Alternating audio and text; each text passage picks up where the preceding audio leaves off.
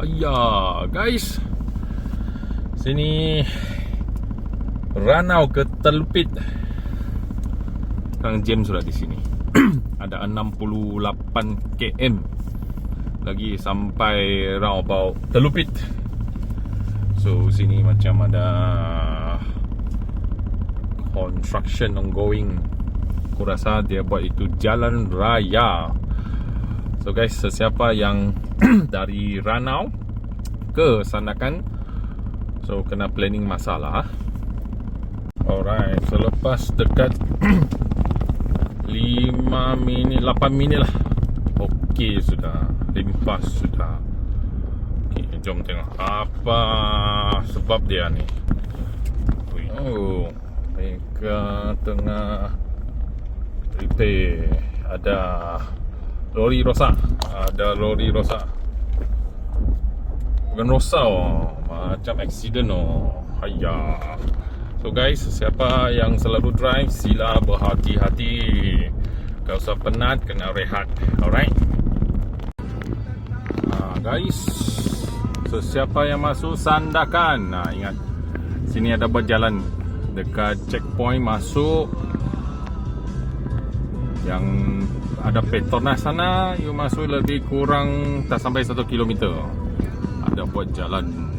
So sini setiap hari akan jam lah sikit dan lambat kerana one way saja ni, satu jalan saja yang boleh jalan. Okay guys, ada upgrade sudah lah. Terpaksa lah bertahan dulu untuk 1 bulan ni sampai jalan di sini biar maintenance sudah dibuat. Repair maintenance, barulah jalan baru. Okay, so kena bersabar lah sesiapa yang travel Danau Station ke Sandakan. Nah, abang sini esok kena lalu sini lagi. Hayah. Guys, sini Sandakan ada dapat banyak bajet. Banyak jalan tidak jauh dengan checkpoint sana. Batu 32 kah? Banyak buat repair. Tengok tepi-tepi pun ada banyak sudah di clearing, sudah diratakan. So kami boleh jangkakan lah, mungkin 2-3 bulan selepas ni jalan untuk masuk Sandakan akan cantik. So bahagian sini masuk, jalan masuk, arah ke masuk Sandakan sudah siap aspal. Kau tinggal yang keluar dari Sandakan. Boleh jangkakan next akan sangat smooth. Mungkin 2-3 bulan lah selepas ni. Sini already sudah. Nanti akan ada buat aspal sudah tidak lama.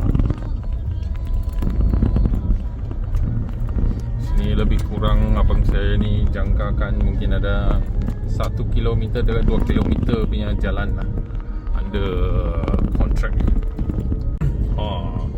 Dan sini dua-dua arah punya jalan semua siap aspal, smooth, cantik. So guys, inilah jalan masuk Sandakan.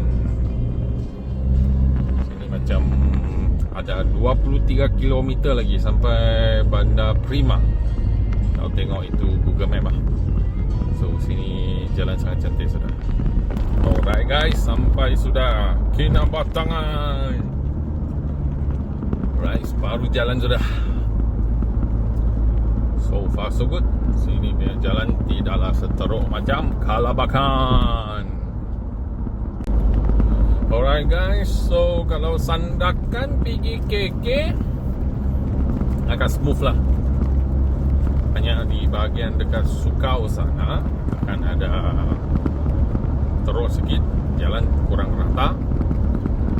Dari Sandakan keluar ada jam sikit kerana banyak repair tengah buat, banyak projek tengah buat.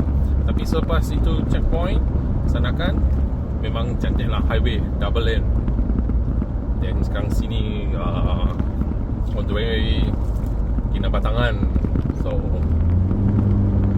single lane tapi tidak teruk sangat banding dulu-dulu.